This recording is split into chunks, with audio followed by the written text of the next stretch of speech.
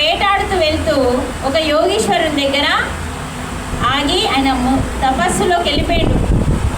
ఇంకా మనం పిలిచినా కూడా అంత వినిపించే స్థితిలో ఉన్నాడు.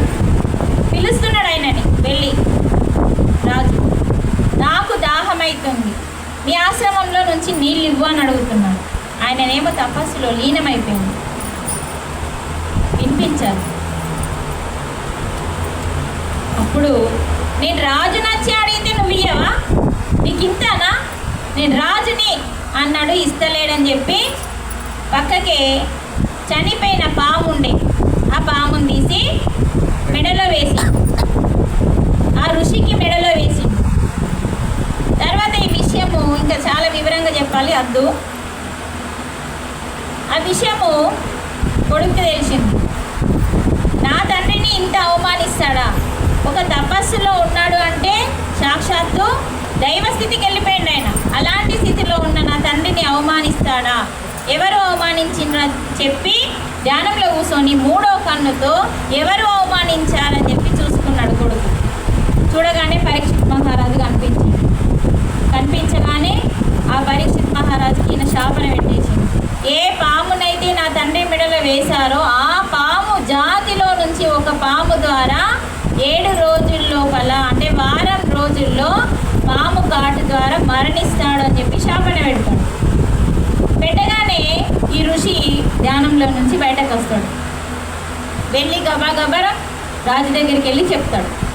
రాజు ఎప్పుడైతే కిరీటం తీసి పక్కకు పెడతాడో అప్పుడు మళ్ళీ అహం అనేది పోతుంది.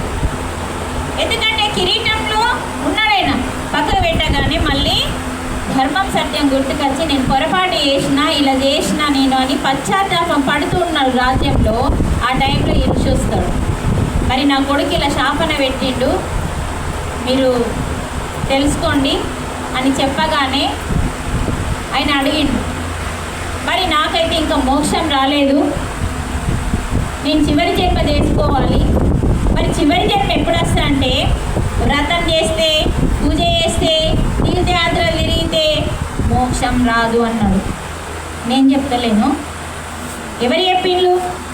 ఒక ఋషి.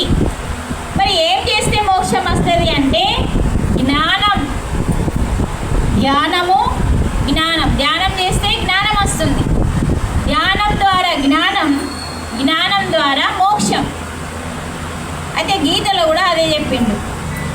అంటే మనిషికి ఏమొస్తే మోక్షం వస్తుంది అని చెప్పి అక్కడ ఋషి చెప్పిండు. జ్ఞానం వస్తే, ఏ జ్ఞానం? ఆత్మజ్ఞానం ఫస్ట్. అంటే నేను శరీరం కాదు, ఈ శరీరాన్ని నడిపించే ఆత్మని నేను. శరీరాన్ని నడిపించేది ఎవరు? ఆత్మ.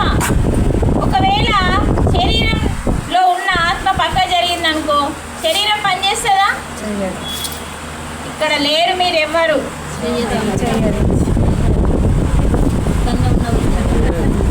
ముంగటోళ్ళు ఉన్నారు. ఇట్లా ఆడ వాళ్ళని అంటున్నా, మిమ్మల్ని కాదు. వినిపించలే నాకు. మన శరీరం నుంచి ఆత్మ బయటకు వెళ్ళిందనుకో, శరీరం పని చేయాలి.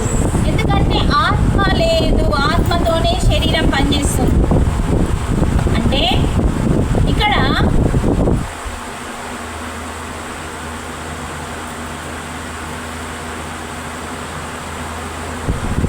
అందుకని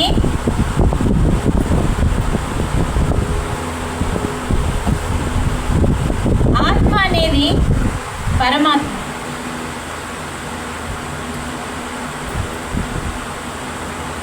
మనకి ఎప్పుడైతే గీతలో చెప్తుంది జ్ఞానము ఎవరికైతే వస్తుందో వారికి మోక్షం వస్తుంది. కానీ మనం ఎన్ని పూజలు చేసినా, ఎన్ని వ్రతాలు చేసినా, నువ్వు రోజు పొద్దున్నే లేచి పూజ మంచిగా నిష్ఠతో అద్భుతంగా చేస్తావు, కానీ దానికి ఫలితం ఉంది. ఏం ఫలితం ఉందంటే మోక్షం రాదు, ఉత్తమమైన జన్మ వస్తుంది. ఇప్పుడు ఈ జన్మలో ఎలా ఉన్నావో, కొంచెం డబ్బు, చిన్నిల్లు, మంచి భర్త, చిన్నపిల్లాడు, అంటే చిన్న చిన్న అన్ని తక్కువ ఉన్నాయి. ఇప్పుడు నువ్వు పూర భక్తిలో మునిగిపోయినావు, అంటే పూజలు ఎక్కువ, వ్రతాలు ఎక్కువ, ఏమో చేస్తున్నావు. అప్పుడు ఏమవుతుంది? ఇంకా